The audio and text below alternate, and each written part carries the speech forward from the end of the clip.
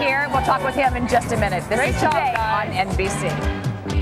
Clay Aiken made a name for himself in the American Idol competition, but now he's taken on a very different kind of challenge as a UNICEF ambassador. Clay recently took a trip to war-torn Afghanistan to observe UNICEF's educational efforts in the country. And Clay joins us now. Good to have you here. Thank you very much. This was your first time there. What were some of your impressions? You know, one of the things that I brought back more than anything is just really kind of broke down stereotypes.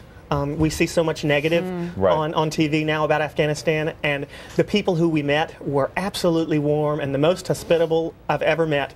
And there's really a lot of promise in that country that we really don't get the opportunity to see. I have a friend whose medical school was burned down by the Taliban, and she, as a medical student, was practicing as a doctor, and she said, Kabul has changed so much. Come now. There's really a lot of growth. Did you find that when you were in Kabul? Well, I mean, without having anything to compare it to, absolutely. You know, it was But you must see good sides that we don't necessarily see. I mean, we really did. I mean, the people, like I said, were very hospitable, and there's a lot of pride in that country. And I said while I was there that there's so much human capital there, and the people there really want to learn, and they really want to do as best for their country as they can. They're ready for that the rebirth. And what do they still need there?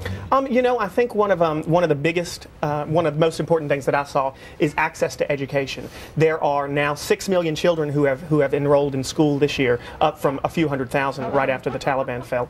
And a lot of people don't realize that when there's not access to education, that's when parents have to send their kids to madrasas, and when parents and they kind of become a breeding ground for terrorists. So sending kids and being able to access education, UNICEF helps with that. It kind of worked for us as well. You were a former teacher, and obviously the amazing story about the post-Taliban Afghanistan is young women who are able to go back into the classroom now, and you saw some examples of that. Yeah, right? we did. I saw some 40-year-old women who had still not learned to read, were walking an hour to get to class. There's just really a thirst for education there. I took my high school social studies teacher with me, and she was very jealous because the kids in Afghanistan want to be in school. They want to learn, and you know, we don't Not see to say that the kids here don't, but they really appreciate it there. They definitely appreciate it. But what a great gift for you to be able to do this. It's really amazing work. Good organization. Clay, thank you very much. Still to come on Today, what to buy.